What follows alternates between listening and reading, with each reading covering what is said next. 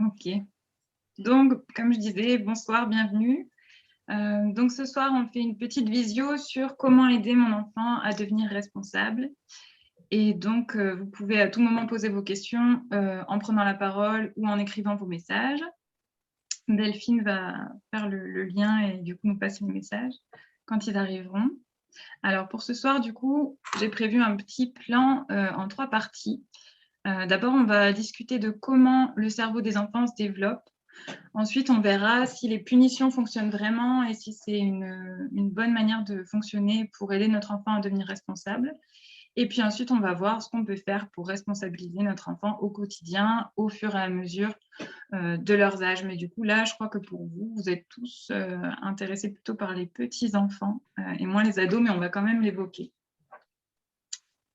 Alors, donc le cerveau des enfants, on a cru pendant longtemps qu'une manière de le faire maturer, de rendre notre enfant adulte, de rendre notre enfant plus responsable, plus fort, c'était en lui mettant de plus en plus de limites. Donc, en le punissant, en essayant de l'endurcir, en le mettant dans des conditions plus difficiles, par exemple en le laissant dormir dans sa chambre tout seul ou en le laissant pleurer pour qu'il apprenne à se calmer tout seul. C'était des choses qu'on disait. Voilà, donc tout ce qui était du coup de forcer les enfants à être responsables en leur imposant des bonsoir, en leur imposant du coup des contraintes. On a pensé très longtemps que c'était la façon de les façonner à l'image qu'on voulait, la façon de les rendre responsables pour qu'ils prennent conscience de ce qu'ils faisaient, qu'ils prennent conscience de leurs actes, des conséquences, etc. Et surtout qu'on leur inculque comme ça des valeurs morales. Sauf que maintenant, aujourd'hui, on a beaucoup d'études qui nous montrent que ce n'était pas du tout comme ça que ça fonctionnait et que c'était une erreur. Et que même si on pensait bien faire en fonctionnant comme ça n'était pas du tout le fonctionnement qui permettait aux enfants, en réalité, de fonctionner à leur plein potentiel. Ce qu'on a appris au cours des dernières années dans les études au niveau du développement cérébral, c'est que le cerveau de l'enfant, il est très immature. C'est quelque chose qu'on pouvait soupçonner, mais dont on n'avait pas la mesure avant d'avoir toutes ces techniques et toutes ces études. On peut voir du coup maintenant qu'un enfant, du coup, il va avoir son cerveau qui va maturer petit à petit, mais aussi par phase et avec des déséquilibres parfois dans l'organisation du développement. Il y a certaines zones qui vont se développer à une période, certaines zones qui vont se développer à une autre période pendant que d'autres restent immatures et ça va créer comme ça des déséquilibres. Un des exemples qu'on a de ça, qu'on peut tous expérimenter en général, c'est les ados qui vont, eux, avoir leur zone du cerveau qui va leur permettre de comprendre les conséquences de leurs actes et d'y réfléchir, qui va rester immature très longtemps pendant que d'autres zones de leur cerveau vont augmenter, notamment la zone de l'importance de l'accès à la récompense et l'importance des pairs. C'est pour ça qu'ils peuvent avoir des comportements du coup qui sont dangereux et ne pas s'en rendre compte. Et ils peuvent avoir vraiment l'image de quelqu'un de presque adulte parce qu'ils sont très grands, ils savent faire plein de choses, mais en réalité avoir des comportements irresponsables. Et maintenant, on peut voir que ça, c'était simplement lié à l'immaturité de leur cerveau. Donc le cerveau émotionnel des enfants, il va être dominant jusqu'à 5-7 ans. Il est dominant pas seulement jusqu'à 5-7 ans, et puis après c'est bon, ça switch et ils deviennent rationnels. Il est vraiment dominant jusque-là, si, et ça veut dire qu'il commence à maturer à partir de 5, 6, 7 ans. Et ça, c'est en fonction du comportement du parent. Au plus le parent a une attitude maternante, rassurante, apaisante, etc., au plus vite le cerveau de l'enfant va se développer. Au plus l'enfant subit un accompagnement qui va être froid, distant, où on va beaucoup le mettre à l'écart ou le violenter, que ce soit verbalement ou physiquement, au plus son cerveau va mettre du temps à maturer. Donc, ça commence à partir de là et ça va continuer comme ça, cette maturation, jusqu'à 24 ans. La zone qui va surtout nous intéresser ce soir parce que c'est elle qui est responsable du coup de cette responsabilité, de cette capacité de l'enfant à prendre la mesure des conséquences de ses actes sur lui et sur les autres, mais aussi à prendre les bonnes décisions, à faire preuve d'empathie, à faire des choix. Cette zone-là, elle s'appelle le cortex orbitofrontal. C'est une partie qui est ici, du coup, dans le cerveau et qui va en fait maturer jusqu'à 24 ans. Donc, on peut voir que ça va être un processus très long et que les enfants méritent qu'on soit patient avec eux parce qu'ils ne le font pas par mauvaise volonté ou parce qu'on les a mal éduqués, mais simplement parce que c'est leur rythme et que c'est normal. On peut quand même avoir un impact sur cette maturation en adaptant notre accompagnement et c'est là, du coup, qu'on va pouvoir agir pour accompagner nos enfants à développer un vrai sens des responsabilités. Pour ça, on sait maintenant qu'une relation soutenante, aimante, empathique est fondamentale. C'est le fait que je sois empathique avec mon enfant, que je sois bienveillant, que je lui permette d'avoir ce cadre rassurant où il pourra se développer, qui va lui permettre de développer ce cortex orbitofrontal de manière optimale. C'est aussi le fait que je passe l'inverse qui va ralentir cette progression. Quand on étudie la taille du cortex orbitofrontal d'enfants, d'adolescents qui ont vécu des violences et des expériences très difficiles, on peut voir qu'elle est en fait immature, qu'elle est plus petite que chez les enfants qui n'ont pas subi ces violences. Donc on voit vraiment qu'au plus on va être dur avec un enfant pour le rendre responsable, au plus on risque au contraire de ne pas le rendre responsable du tout. C'est ce qu'on va voir juste après. Et là, ce que je vous ai mis en dernier à propos de ça, c'est que nos réactions, elles vont détruire ou créer des connexions cérébrales. Ça veut dire que si je force un enfant à faire quelque chose en étant violent, si je le fais grandir dans des conditions de stress parce que mon comportement le rejette, l'humilie, parce que je suis violent verbalement ou physiquement avec mon enfant, parce qu'il se sent en insécurité, peut-être parce que je suis un coup très gentil et un coup très énervé et que c'est dur de prédire mon comportement. Toutes ces choses-là vont en fait pouvoir détruire des connexions cérébrales, détruire des neurones et ralentir le développement de certaines zones du cerveau. Le fait qu'il soit dans un stress comme ça récurrent et permanent, si c'est quelque chose qui va être fréquent dans son environnement, ça veut dire que ce soit moi, son autre parent, l'environnement familial en général ou l'environnement de la crèche, de l'école, les personnes qui vont être avec lui en général, et ben, à ce moment-là, il risque de sécréter du cortisol en grande quantité et surtout fréquemment, voire en permanence. Dans ce cas-là, cette substance-là que le cerveau va sécréter, qui est censée lui permettre d'agir pour se défendre, pour fuir ou combattre un danger, elle va en réalité être en permanence perfusée dans le cerveau. Et ça peut avoir de gros dégâts sur son cerveau et notamment sur son développement. Donc, ça a vraiment un impact très important. Ça va même en réalité pouvoir jouer sur l'expression des gènes. Certaines portions de gènes vont être activées ou désactivées en fonction des relations que vit l'enfant. Donc, on peut voir que notre impact, il est vraiment très profond sur le développement de notre enfant et il l'est aussi, heureusement, d'une manière positive. Par exemple, si mon enfant est en train de vivre une colère, une panique, il y a quelque chose qui le stresse et il va faire une énorme crise de rage, etc. Si moi, je continue de m'énerver contre lui et qu'au contraire, je lui interdis de vivre ses émotions, je m'énerve, je me fâche, je lui fais les yeux rouges et que vraiment je suis comme ça, et bien en fait, ça ne va que renforcer ce problème, ça ne va que renforcer cette crise et toutes ces émotions, son cerveau qui dit c'est déjà la panique, mais en plus, mon parent me montre que lui aussi, il est en colère, lui aussi, il panique, donc je ne suis pas du tout rassurée, donc ça va renforcer cette panique encore une fois. À force de faire ça, du coup, eh ben, ça va renforcer le chemin entre je suis un peu en train de faire une crise, je me rappelle, mon cerveau se rappelle que c'est dangereux et ça va surenchérir cette crise et donc mon enfant, là, il va faire de plus en plus de crises, ça va être de plus en plus difficile de le calmer. Si par contre, quand mon enfant fait une crise, je suis calme, je suis tranquille, je lui permets de valider ses émotions en disant « je comprends ce que tu vis, oui là tu es vraiment fâché, tu as beaucoup d'émotions en toi, tu as besoin de pleurer, tu as besoin de te mettre en colère, je suis là, ça va aller ». En réalité, quand je fais ça, je vais solliciter la partie rationnelle de son cerveau qui est encore immature.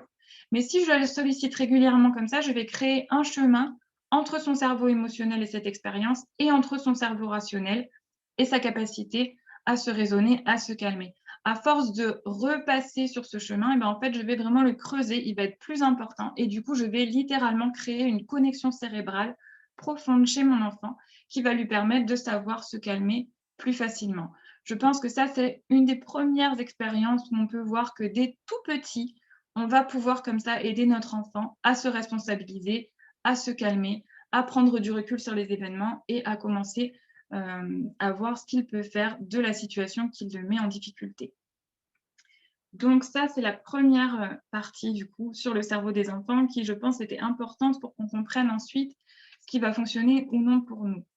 Alors là, la deuxième partie, là, je vous parle du coup de la punition. En général, ce qu'on fait jusqu'ici, parce qu'on ne savait pas comment faire autrement la plupart du temps, et parce qu'on a fait comme ça avec nous très souvent, c'est qu'on va punir les enfants. Pour qu'ils soient responsables, on va leur dire quels sont les bons comportements à avoir. Tu dois mettre la table, tu dois ranger ta chambre, tu dois participer aux tâches de la maison, tu dois nourrir le chat, peu importe ce qu'on a choisi de lui apprendre. Et on va lui apprendre que s'il ne le fait pas, il a une conséquence négative. Mais le problème de ça, c'est que maintenant, on a vraiment beaucoup d'études qui nous montrent que ça ne marche pas du tout comme ça. Et donc, dans la première partie, on a pu bien comprendre qu'au niveau cérébral, en réalité, plus on va agir comme ça, plus l'enfant va se sentir rejeté, blessé, humilié, et du coup, va avoir du mal à faire maturer son cerveau. Mais en plus de ça, on va créer des vrais traumatismes parce qu'on va blesser l'enfant très profondément en lui expliquant que ce qu'il a fait de mal, c'était vraiment tellement mal qu'on a besoin de nous-mêmes lui faire du mal, lui apporter quelque chose de négatif pour qu'il comprenne bien qu'il n'a pas fait ce qu'il fallait.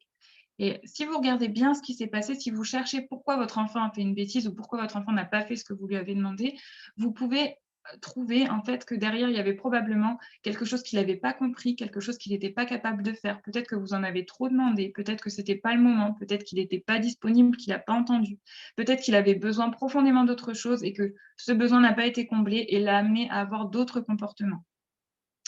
En comprenant ça, on va pouvoir trouver des solutions, on va pouvoir l'accompagner autrement. Mais si à la place de ça, on le punit, on le blesse, on l'humilie, on le critique, là, on va le blesser. Et en plus, on sait maintenant que ça va surtout générer des comportements de mensonge, de rancœur, et les enfants vont devenir insensibles. Ça veut dire que si j'ai l'habitude de priver mon enfant ou mon adolescent de téléphone, de télé, de sortie, au bout d'un moment, il va devenir insensible à cette punition et il va dire moi, en fait, c'est bon, plus rien de matin, je ne crains plus ça, donc je vais continuer mon comportement négatif. Mais à aucun moment, j'ai créé chez lui l'envie de faire autrement, j'ai créé chez lui sa capacité à regarder autour de lui et avoir des comportements moraux et bienveillants. S'il apprend du coup que la plus grande crainte à avoir, c'est la crainte de la punition, il va surtout se mettre à trouver des solutions pour ne pas se faire attraper. Donc, il va mentir, il va éventuellement ensuite nourrir des sentiments de rancœur envers nous parce qu'on a été méchant avec lui, parce que c'était pas juste pour lui, parce qu'il sentait bien que ça n'allait pas. Et du coup, ça va générer encore plus de comportements difficiles. On sait, comme je l'ai dit, que ça ralentissait le développement du cortex orbitofrontal d'agir de cette façon-là. Donc, ça ne peut pas être une option pour nous aujourd'hui d'agir comme ça avec nos enfants. Et maintenant, les études nous montrent aussi que les punitions et les violences en général, humiliation, critique, violence physique, elles vont susciter à la longue des comportements antisociaux comme le fait de consommer de la drogue, d'être délinquant, etc.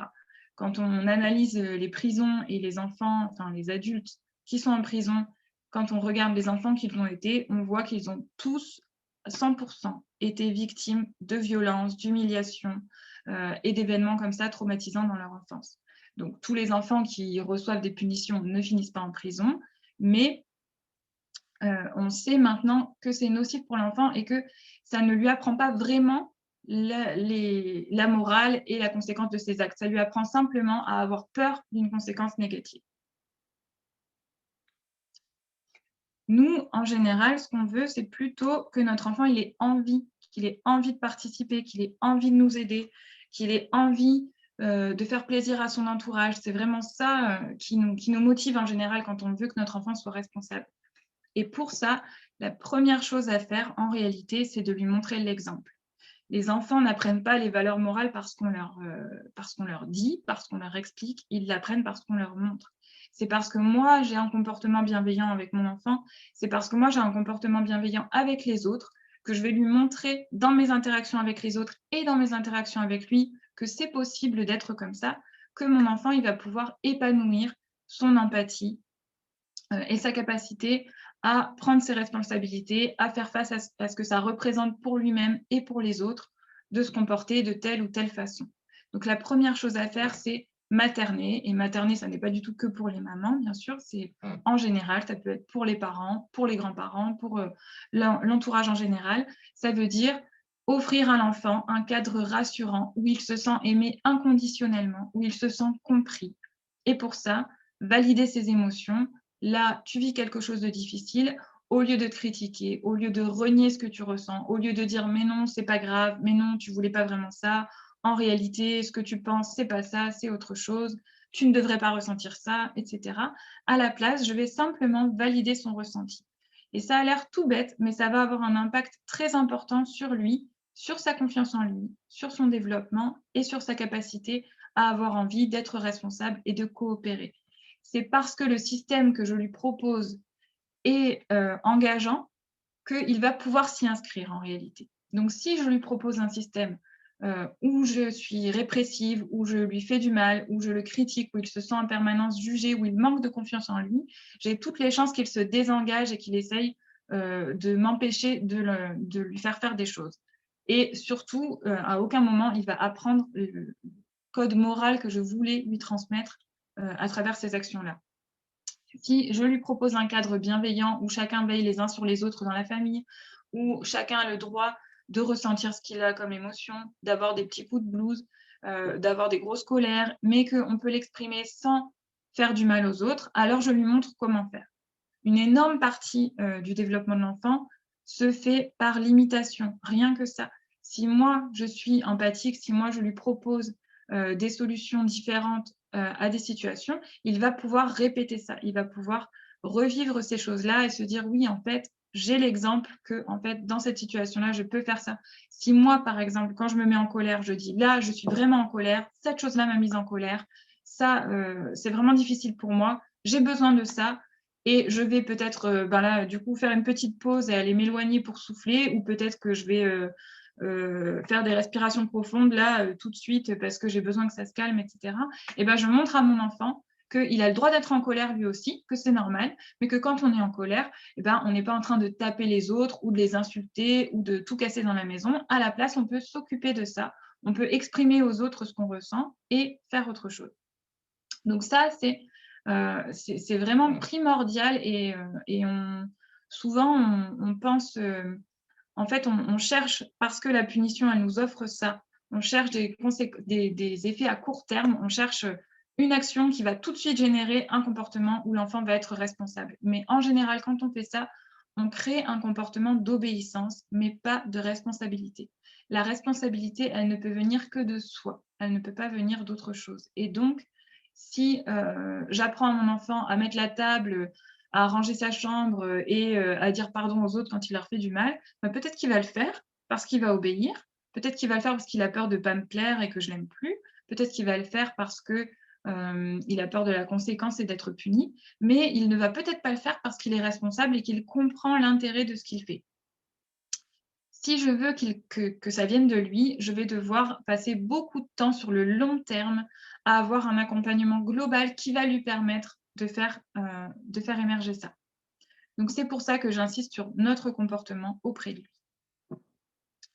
Ensuite, j'ai mis accepter toutes les émotions, mais pas tous les comportements. Attention, c'est pas parce qu'on est bienveillant, qu'on materne et qu'on soutient son enfant inconditionnellement qu'on le laisse tout décider, tout faire et être là à pouvoir tout choisir. Ça n'est pas du tout ça.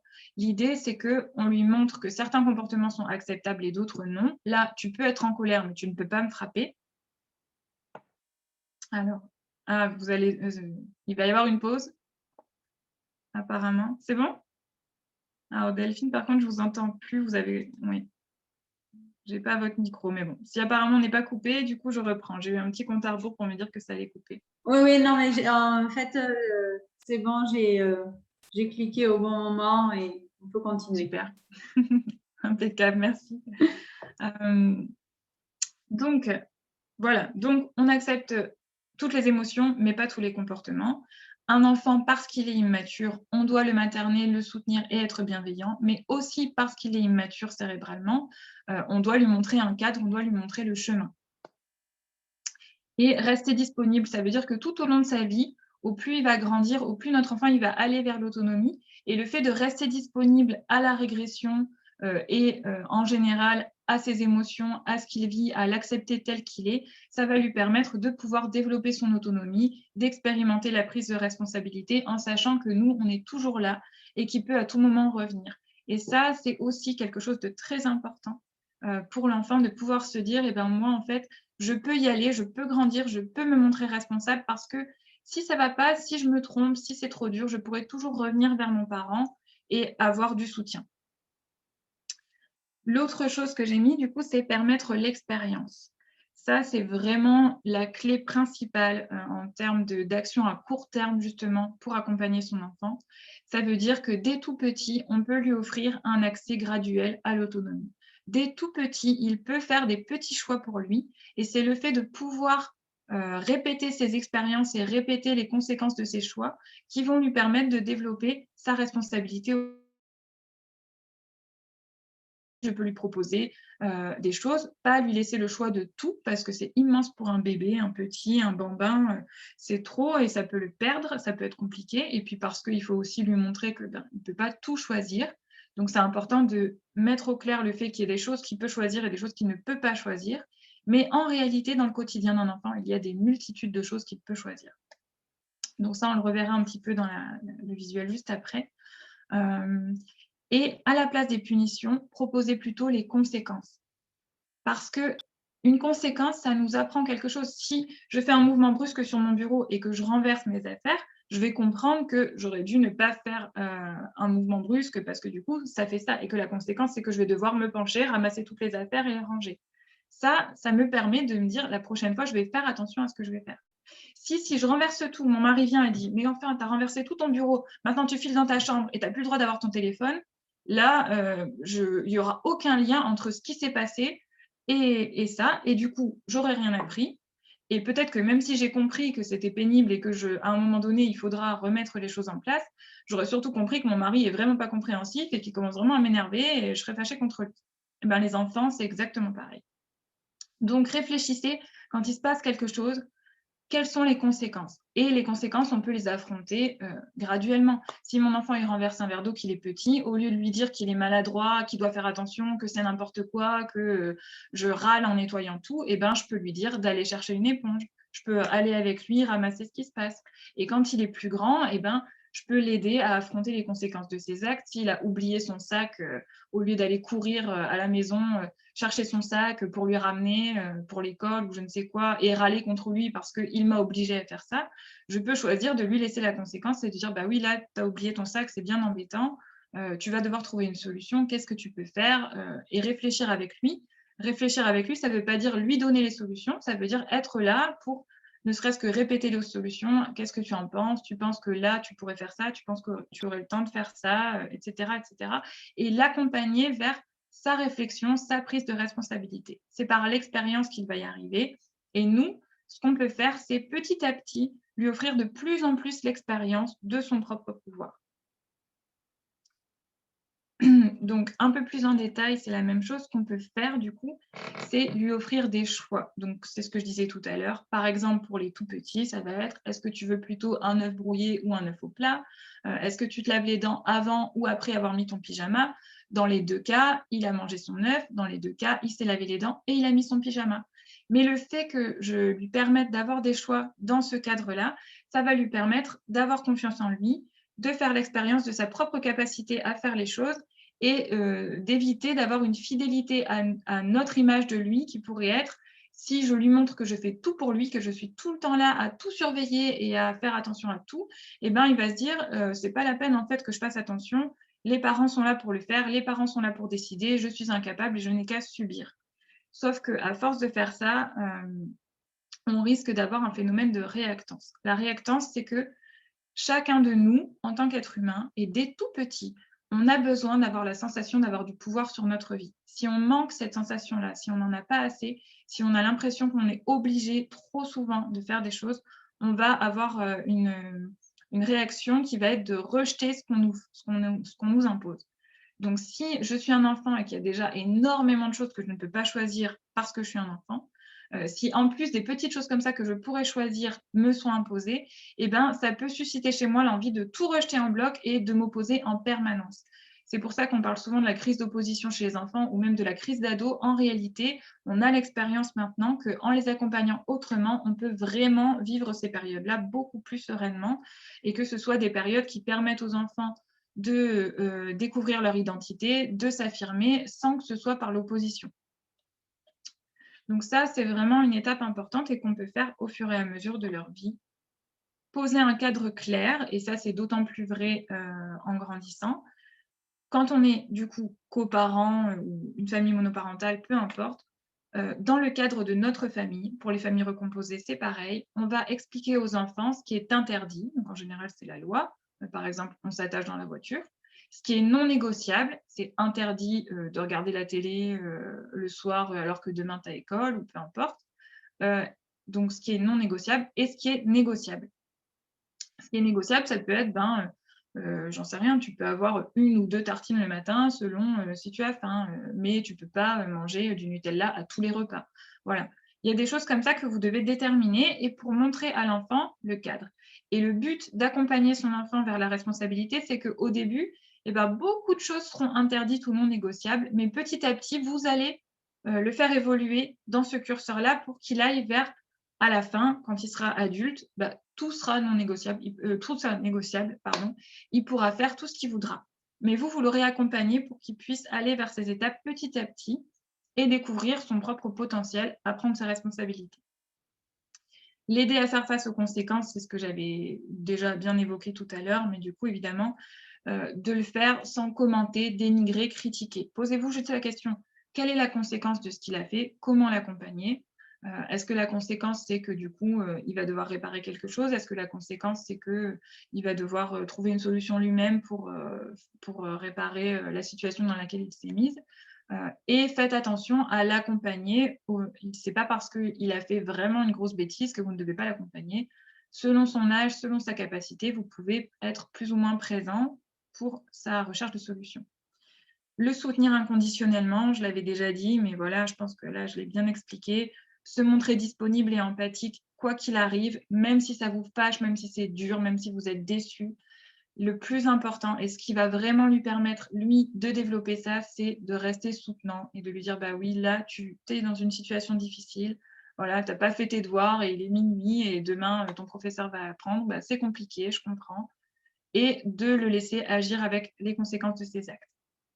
Et montrer l'exemple, ça je l'ai aussi bien dit, donc je ne vais pas rabâcher avec ça, mais la relation qu'on a avec lui, ça doit être la relation qu'on voudrait qu'il ait avec nous. On ne peut pas lui apprendre autre chose, sinon il va forcément faire autrement. Et la plupart du temps, ce qu'on fait quand on critique, qu'on punit, qu'on humilie les enfants, et ben, en fait, on a toutes sortes de comportements qu'on n'aimerait surtout pas qu'ils aient et qu'ils vont pourtant être renforcés par notre comportement. Voilà, donc c'est un sujet vaste. En fait, il y a vraiment beaucoup de choses qu'on pourrait dire là-dessus. On pourrait aller dans plein de détails. Mais pour ce soir, on n'avait que 30 minutes. Donc, c'était un petit voilà, combo de tout ce que je pouvais vous mettre en résumé. Merci beaucoup d'avoir été attentif et d'être là. Si vous avez des questions, vous pouvez soit les dire à l'oral, soit peut-être les écrire. Là, je vois que les micros sont coupés, mais je pense qu'on peut les rouvrir. Surtout qu'on n'est pas beaucoup. Et si vous voulez aller plus loin, avoir plus de contenu ou suivre une consultation avec moi, vous pouvez me contacter par mon site internet, Facebook ou Instagram. Voilà. Je vous écoute pour vos questions si vous en avez.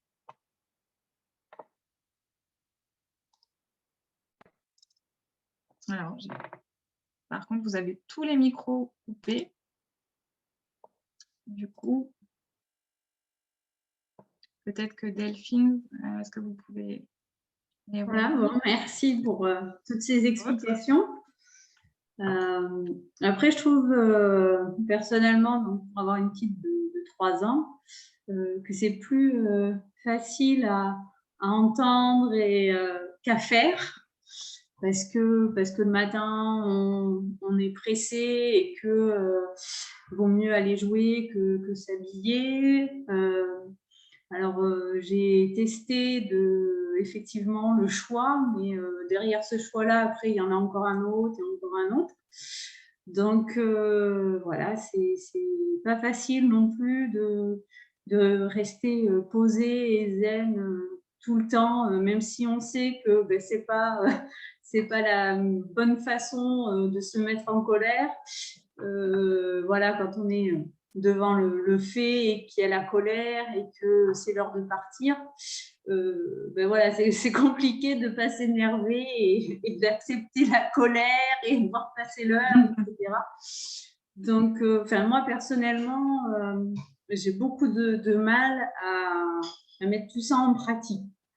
Voilà. Donc, après, je ne sais pas, les parents qui sont là, s'ils veulent aussi apporter leur témoignage, ou s'ils ont des questions sur le Je vais juste vous quotidien. répondre. Mais voilà.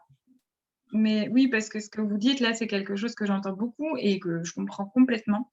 En fait, ce que je répète souvent, pratiquement à chaque fois aux parents, c'est que maintenant, on est vraiment on est la génération de parents qui avons le plus apporté parce que concrètement, notre société, elle n'est pas du tout adaptée à ce qu'on sait maintenant des enfants. Donc, rien n'est fait pour qu'on ait le temps, pour que nous, on ait assez aussi de ressources pour faire ça. En réalité, l'adage qui dit il faut tout un village pour élever un enfant, bah, c'est complètement vrai.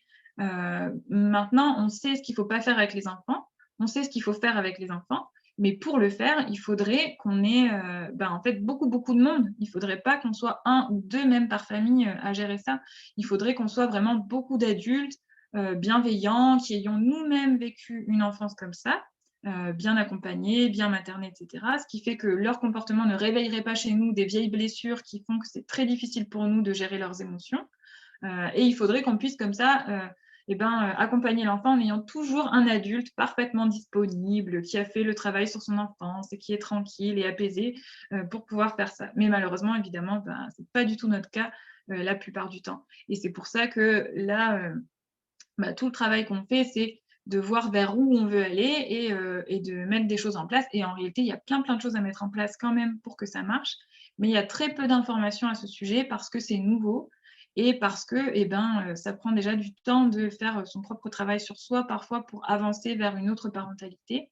En tout cas, pour le début, pour le matin, là, avant l'école, c'est vraiment quelque chose de compliqué. Oui. Et une des solutions, ça peut être de faire un petit... je ne sais pas si vous avez essayé de le faire, mais de faire comme un petit tableau avec les étapes du matin. Donc, par exemple, j'en sais rien, je prends mon petit déjeuner, je m'habille, je me lave les dents, je prends mon sac, je vais à l'école. Et vous pouvez le faire avec un petit bonhomme. Ça peut être un petit bonhomme ou ça peut être un petit bonhomme qui représente votre enfant avec sa photo et lui dire de mettre du coup elle-même c'est son petit bonhomme à l'étape suivante. Comme ça va la motiver. Les enfants, ils ont envie de jouer. C'est sûr qu'ils s'en fichent de l'heure de l'école et tout ça, c'est pas important. Mais nous, on peut aussi se servir du jeu pour les faire avancer dans ce qu'on a besoin, nous, qu'ils fassent, quoi. Ça veut dire du coup de faire un jeu où on doit mettre le petit bonhomme et arriver avant tel symbole sur l'horloge. On peut mettre un timer et dire que avant que ça sonne, il faut avoir fait ça. Enfin, il y a plein de possibilités pour faire ça. Et peut-être qu'à la fin, je vous montrerai des livres où il y a beaucoup de conseils pratiques comme ça pour mettre en place des choses au quotidien, parce que c'est sûr qu'en 30 minutes, on ne peut pas aller très loin là-dedans, mais il y a beaucoup d'ouvrages qui peuvent vraiment être utiles. En tout cas, du coup, il y a un moyen de faire ça. Et évidemment, ce n'est pas toujours évident de garder son calme et d'être tranquille, mais on a toujours la possibilité d'expliquer ça à notre enfant aussi. C'est-à-dire là, tu vois, en fait, j'ai perdu patience, je t'ai dit quelque chose peut-être que je regrettais ou je me suis mise dans un état que je n'ai pas voulu. Je m'excuse, j'aurais pas dû te parler comme ça. Ça, c'était mon problème. C'est moi qui ai eu du mal à gérer ça, mais c'est pas de ta faute. Voilà. On peut se mettre en colère et hausser le ton sans accuser notre enfant ou l'insulter. Il y a des façons de s'exprimer quand même. On n'est pas obligé d'être tout le temps calme et posé et de ne pas bouger. Au contraire, c'est plutôt pas rassurant pour les enfants d'être tout le temps comme ça, monotone, parce que du coup, ils se disent qu'eux, ils ont des problèmes parce qu'ils ressentent toutes ces émotions et que nous, on a l'air de ne pas les ressentir. Et en général, ça arrive aussi parce qu'on laisse la limite aller un peu trop loin. En général, des fois, c'est plus simple et c'est ça, et c'est toujours ça qui est dur de faire la balance entre combien on laisse la liberté et combien on va être ferme avec les enfants. Mais souvent, ça aide de mettre le curseur, d'être un petit peu plus strict que ce qu'on serait réellement pour pouvoir arrêter l'enfant avant qu'il passe le cap de faire quelque chose qui va vraiment nous énerver, en fait. Des fois, il vaut mieux mettre un peu trop de règles, mais qu'on soit capable de les tenir calmement, que d'en mettre moins pour être cool et leur laisser plus de liberté de choix, mais qu'en fait, ce soit très proche de la limite qu'on ne va pas supporter et que du coup, on va s'énerver. Vous voyez ce que je veux dire? Ça Alors, peut être des pistes. Ouais. Pardon. Oui. Je ne sais pas, Isabelle, si ça a répondu à votre question, puisque vous avez posé que faire si on a un moment où vraiment on craque. Donc, est-ce que ça a répondu à votre question ou est-ce que vous voulez aller un petit peu plus loin? Ah, on n'a pas le son d'Isabelle. Son audio il est coupé, mais vous pouvez l'écrire sinon.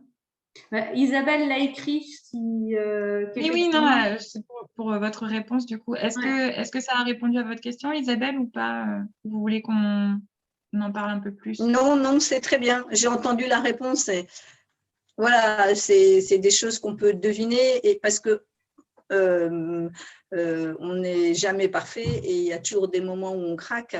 Et je crois que c'est important d'être humble et c'est pas des grimés d'ailleurs, mais de pouvoir dire aussi en confiance avec l'enfant, je ressens moi. Alors, ça a été un peu coupé, mais je crois que j'ai à peu près compris votre propos. En tout cas, oui, effectivement, de toute façon, et c'est aussi quelque chose que je répète beaucoup aux parents, mais en fait, maintenant, on a vraiment une grande vue de l'impact qu'on a sur les enfants. On peut vraiment voir combien on va les impacter avec notre comportement. Mais ça doit nous servir à nous responsabiliser, à voir qu'il y a beaucoup de choses qu'on peut faire pour ça. Ça ne doit pas nous servir à nous culpabiliser et à nous en vouloir tellement qu'on ne sait plus quoi faire et qu'on essaye de tout le temps s'excuser avec notre enfant ou de tout le temps lui laisser tout faire, etc. Ce n'est pas ça du tout. On a le droit de craquer parce que on est humain et c'est une vraie leçon aussi pour les enfants de montrer que des fois on ne fait pas ce qu'on voudrait faire, des fois ça ne marche pas, des fois c'est dur, des fois c'est plus dur, des fois on n'en peut plus, des fois on est préoccupé par d'autres choses, etc. Mais on peut réparer ça aussi, de leur montrer qu'on a le droit de s'excuser, on a le droit d'expliquer ça, on a le droit de revenir vers quelqu'un et de réparer la relation quand on a été blessant. Et je pense que quand même, c'est important de dire que si on craque, si on s'énerve, si c'est trop dur pour nous de gérer tout ça, c'est pas anodin, c'est pas juste parce qu'on est un mauvais parent et qu'on n'a pas fait tout ce qu'il fallait comme dans les livres. C'est aussi parce que nous, à l'intérieur de nous, on porte l'enfant qu'on a été, qui a été blessé par ça et qui est vraiment confronté par l'enfance de nos enfants. Et que du coup, c'est aussi en réparant ces blessures-là, en travaillant là-dessus, qu'on va pouvoir se rendre compte qu'on peut être plus apaisé avec nos enfants, même quand ils sont dans des tempêtes émotionnelles, même quand c'est la crise, etc. quoi. Donc, c'est pas juste que c'est inatteignable et que c'est trop dur parce qu'on n'est pas assez fort ou je ne sais quoi. Il faut avoir les bonnes connaissances sur le développement de l'enfant. Il faut avoir les bonnes connaissances pratiques sur quels outils mettre en place vraiment au quotidien pour que ça marche. Et ça, pour l'instant, c'est quand même des données qui sont très rares et qu'on ne donne pas beaucoup aux parents en général. Et il faut aussi se rendre compte que des fois, quand c'est vraiment trop dur, quand il y a des situations qui nous font vraiment nous déclencher émotionnellement, et peut-être que c'est le moment de revenir sur sa propre histoire et de voir un peu ce que ça nous renvoie et de travailler là-dessus. Ça peut vraiment nous aider à passer à autre chose et à accompagner notre enfant autrement et à nous-mêmes nous sentir mieux en général.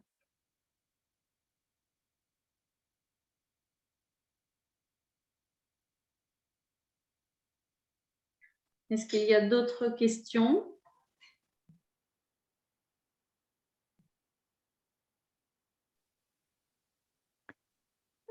Oui. Bonsoir. Bonsoir. J'avais pas activé la vidéo ni le micro en début parce que je suis arrivée en cours de route. Donc, je voulais pas parasiter le cours de la soirée.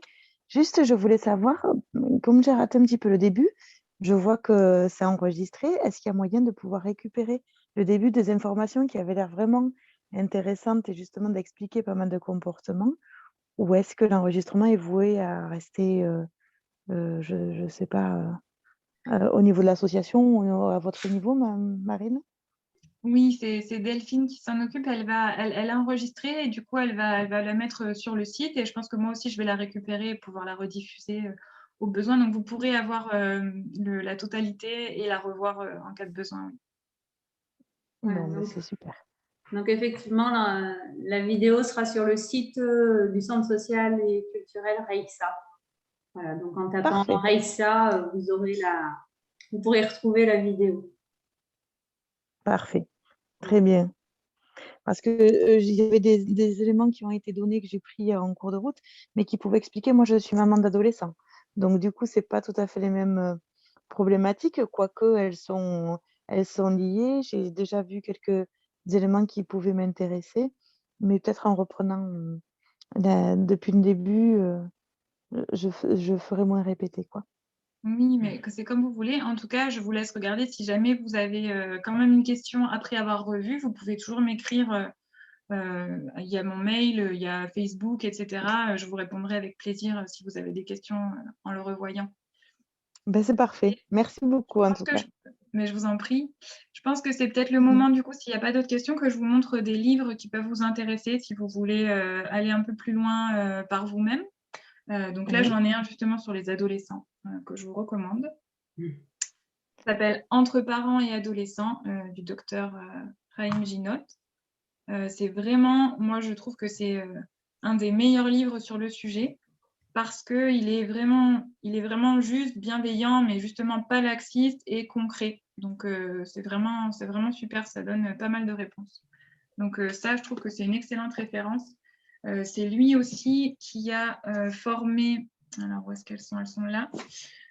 Faber et Maslich, donc c'est vraiment des références aussi dans le terme de la parentalité bienveillante, etc. Et ce qu'il y a de super avec leurs livres, alors elles en ont plein, elles en ont aussi pour apprendre, pour l'école, etc. Quand on a des soucis avec les devoirs, etc. etc.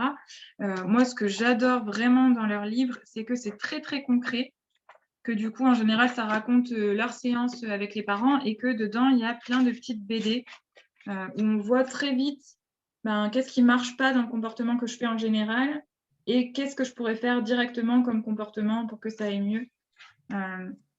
Et ça, du coup, c'est vraiment super parce que parfois, on n'est pas obligé de lire le gros pavé et on peut juste aller dans une situation, ah là, il s'est passé quelque chose, je vais regarder et avoir tout de suite des solutions très concrètes. Donc ça, c'est vraiment la base que je vous recommanderais à tous. Et ensuite, il y a les livres de Catherine Guéguin, mais là, je ne les ai pas là parce que je suis une spécialiste du prêt de livres et que du coup, je les ai prêtés. J'ai juste celui-là à propos des apprentissages, mais du coup, c'est le même auteur. Elle a écrit 2 livres, notamment sur le développement du cerveau. Donc, il y en a un qui est vraiment plus scientifique, etc. Et un autre qui est plus abordable, qui doit s'appeler Parents heureux, enfants épanouis ou quelque chose comme ça. Et ça, c'est vraiment plus si vous voulez avoir des détails sur le développement du cerveau, etc. C'est très intéressant, mais c'est moins approche concrète, quoi. Donc, pour l'approche concrète, moi, je recommanderais vraiment ça, A.M. Ginot et Faber et Maslich. A.M. Ginot qui a aussi écrit, du coup, un livre sur les parents et les enfants, pas les adolescents, pour les plus petits, mais c'est sensiblement la même chose. Et après, si vous êtes vraiment super motivé de la lecture, que c'est vraiment votre truc, et que vous n'avez pas peur, il y a les ouvrages de Jane Nelson sur la discipline positive pour les adolescents et pour les enfants. Je dois l'avoir pour les enfants aussi. Voilà. Donc, c'est la même auteure. Et franchement, le contenu est pratiquement le même. Hein. Donc, je pense que si vous en achetez un, ce n'est pas la peine d'acheter l'autre. C'est vraiment quand même la même base. Donc, comme vous voyez, c'est vraiment des gros livres. C'est des gros livres. Mais le contenu est vraiment super riche et concret et ça va vraiment plus loin dans l'analyse, etc. Mais voilà. En gros, si vous n'êtes pas très lecteur et que quand même vous avez besoin d'outils concrets maintenant, c'est super d'avoir les Faber et Maslich ou les A.M. Ginot. Si vous voulez aller plus loin, les Jane Nelson et Catherine Guéguin, ça peut vraiment aider. Et le dernier que j'ai qui est vraiment bien pour le thème d'aujourd'hui, Bon, après, il y en a plein d'autres, mais je vous fais vraiment la base un peu de ce qu'il faut se retrouver. C'est Parents efficaces au quotidien de Thomas Gordon.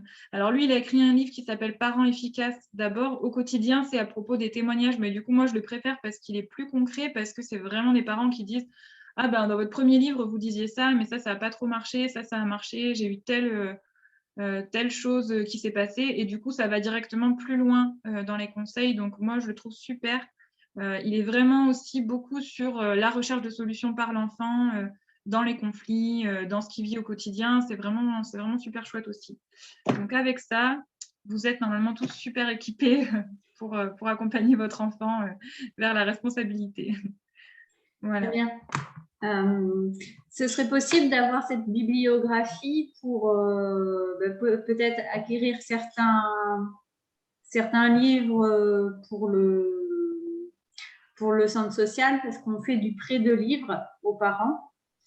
Oui. Donc voilà, du coup, ça pourrait être intéressant qu'on ait cette bibliographie. Et si certains qui veulent venir emprunter des livres, on a différents livres autour de la parentalité. Donc, il ne faudra pas hésiter à venir nous retrouver. Oui, eh ben, je vous le partagerai. Et il y a d'autres références aussi, mais je pense que ça, c'est déjà un bon début pour partager avec les parents. Ouais.